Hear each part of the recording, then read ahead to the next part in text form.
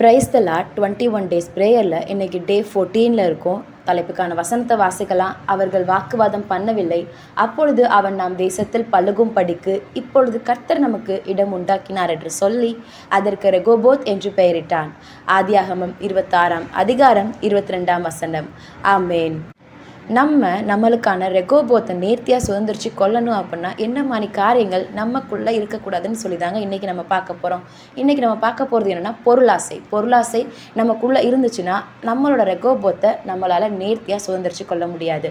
அதுக்கு நம்ம எடுத்துக்காட்டாக யாரை பைபிளிலேருந்து பார்க்க போகிறோன்னா கேயாசின்றவங்க யார் அப்படின்னா எலிசாக்கு கீழே இருக்க அவர் ஒரு தீர்க்கதரிசி தான். ஆனால் அவர் எலிசாக்கு கீழே இருப்பாங்க. எப்படி எலியாக்கு கீழே எலிசா இருந்தாங்களோ இப்போ இவங்க எலிசாக்கு கீழே கேயாசின்றவங்க இருக்காங்க. நம்ம எல்லாருக்குமே நாகமான் ஸ்டோரி நல்லாவே தெரியும். அவர் ஒரு குஷ்டரோகியாக இருப்பார். அவங்க வீட்டில் வேலை பார்க்குற ஒரு சின்ன பொண்ணு எலிசாவை பற்றி சொல்லுவாங்க. அவர் வேகமாக எலிசாவை போய் பார்க்கும்போது எலிசா என்ன சொல்லுவாங்கன்னா, நீங்கள் யோர்தான் நதியில் 7 வாட்டி முங்கி எழுந்திரிச்சிங்கன்னா உங்களோட குஷ்டரோகம் சரியாகும்னு சொல்லுவாங்க. அதே மாதிரி அவரும் கேட்டு என்ன பண்ணுவார்னா, யோர்தான் நதிக்கு போவார். 7 வாட்டி முங்கி எழுந்திருக்கும் போது கரெக்டாக அந்த 7ஆவது வாட்டி எழுந்திருக்கும் போது அவரோட தேகம் எப்படி இருக்கும், அவரோட சரீரம் எப்படி இருக்குன்னா அந்த குஷ்டரோகம் எல்லாமே போகி அவரோட சரீரம் ஒரு குழந்தையோட சரீரம் போல் இருக்கும். அதை பார்த்ததும் அவர் ரொம்பவே சந்தோஷப்பட்டு வேகமாக காணிக்கை செலுத்துறதுக்காக எலிசாவை பார்க்க வருவாங்க.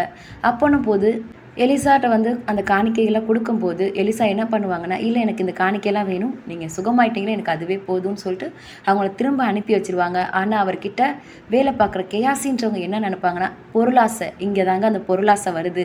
அவங்க அந்த நாகமான் கிட்ட அந்த பொருள் மேலே ஆசை வச்சு நாகமானை பின்தொடர்ந்து போய் எதையாவது வாங்கிடலான்னு சொல்லி போவாங்க. நாகமான் அவர் ஓடி வரதை பார்த்துட்டு சுக செய்தியான்னு சொல்லி கேட்பாங்க.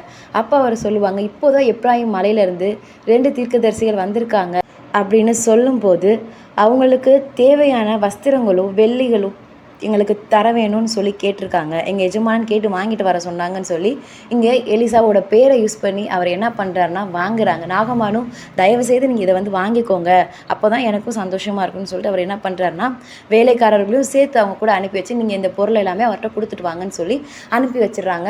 கேயாசி எல்லா பொருட்களையும் அவரோட வீட்டில் வாங்கி வச்சுட்டு எதுவுமே தெரியாதது போல் ஒன்றுமே நடக்காதது போல் எலிசாவோட சமூகத்துக்கு முன்னாடி வராங்க.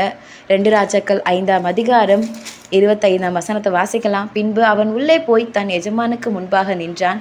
கேயாசியே, எங்கிருந்து வந்தா என்று எலிசா அவனை கேட்டதற்கு அவன், உமது அடியான் எங்கும் போகவில்லை என்றான். அப்பொழுது அவன் இவனை பார்த்து, அந்த மனுஷன் உனக்கு எதிர்கொண்டு வர தன் ரதத்தில் இருந்து இறங்கி திரும்புகிற போது என் மனம் உன்னோடு கூட சொல்லவில்லையா?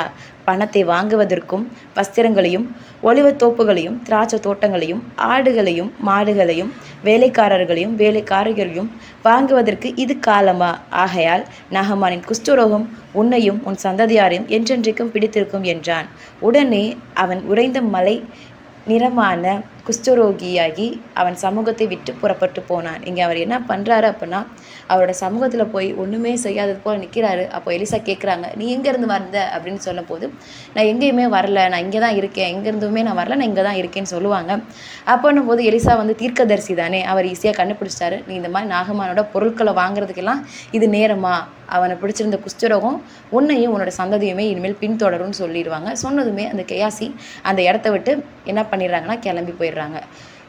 அவர் பொருளாசைப்படாமல் கரெக்டாக நடந்திருந்தார் அப்படின்னா எப்படி எலியாவோட ஆசீர்வாதம் எலிசாவுக்கு கிடச்சிதோ அதே மாதிரி எலிசாவோட ஆசீர்வாதம் கேயாசிக்கு கிடச்சிருந்துருக்கலாம். ஸோ அவருக்கு அங்கே என்ன பண்ணலன்னா அவரோட ரெகோபோத்தை சுதந்திரிச்சு கொள்றதுக்கு அவரோட பொருளாசை ஒரு தடையாக இருந்துச்சுங்க. ஸோ அதே மாதிரி நம்மளோட லைஃப்லையும் ஏதாவது ஒரு பொருள் மேலேயும் நம்ம ஆசை வைக்கிறது, இல்லை ஏதாவது ஒரு பொருளை இச்சையாக நம்ம பார்க்குறது, இல்லை ஒரு பொருளை நம்ம வாங்கணுன்றதுக்காக இஎம்ஐ லோன் இந்த மாதிரி அவங்க வச்சுருக்காங்க, அதனால எனக்கும் அதே பொருள் வேணும்னு சொல்லி நம்மளோட நார்மல் லைஃபுக்கு மீறி ஆடம்பரமாக ஏதாவது ஒன்று நம்ம பண்ணும்போது நம்மளுக்கான ஆசீர்வாதம் நம்மளுக்கான ரெகோபோத் அங்கே தடைப்படுது. அந்த மாதிரி ஏதாவது காரியங்கள் நீங்கள் செஞ்சு கொண்டு இருந்தீங்க அப்படின்னா நீங்கள் அதிலேருந்து வெளியே வரும்போது உங்களுக்கான ரெகோபோத்தை நீங்கள் நேர்த்தியாக சுதந்திரிச்சு கொள்ளலாம். ஸோ எல்லாருமே நம்ம ப்ரேயர் பண்ணலாம். ஆவியானுடைய தகப்பனே இசப்பா, இந்த ஆசீர்வதிக்கப்பட்ட கொடுத்த வேலைக்காக உமக்கு நன்றி செலுத்துகிறோம் ராஜா. தகப்பனே இசப்பா, இன்றைக்கும் எங்களுக்குள்ள ஏதாவது ஒரு பொருளாசையோ ஏதாவது ஒரு பொருளை நாங்கள் இச்சையாக பார்த்து அதை நாங்கள் அடையணும்னு சொல்லி ஆசை கொண்டு வச்சுருந்தாலும் ஆவியானுடைய அது பொருளாக இருந்தாலும் சரி, வேலையாக இருந்தாலும் சரி, மனிதர் அன்பாக இருந்தாலும் சரி, எது மேலே ஆவியானுடைய நாங்கள் இச்சையாக இருந்தாலும் பொருளாசை வச்சுருந்தாலும் நீங்கள் அதை எங்களுக்கு தயவாய் மன்னிங்க. ஆவியானவரே தகப்பனே ஏசப்பா, அது எங்களோட ரெகோபோத்துக்கு ஒரு தடையாக இருந்தது அப்படின்னா அதை நீங்கள் இன்றைக்கே எடுத்து போடுங்க ராஜா. தகப்பனே ஏசப்பா, ஆவியானவரே தகப்பனே, நீங்கள் கூட இருங்க, கரங்களை பற்றி வழி நடத்துங்க. எங்களோட ரெகோபத்தை நாங்கள் நேர்த்தியை சுதந்திரிச்சு கொள்ள ஆவியானவரே ஏசப்பா எங்களுக்கு உதவி செய்யுங்க. எல்லாவற்றையும் உங்களுடைய பொறுப்புள்ள கரங்களில் ஒப்படைக்கிறேன். நீரே பொறுப்படுத்தி வழி நடத்து கர்த்தாவே. இயேசுவின் நாமத்தில் ஜெபம் கேளும் நல்ல பிதாவே. ஆமென். God bless you. Jesus loves you.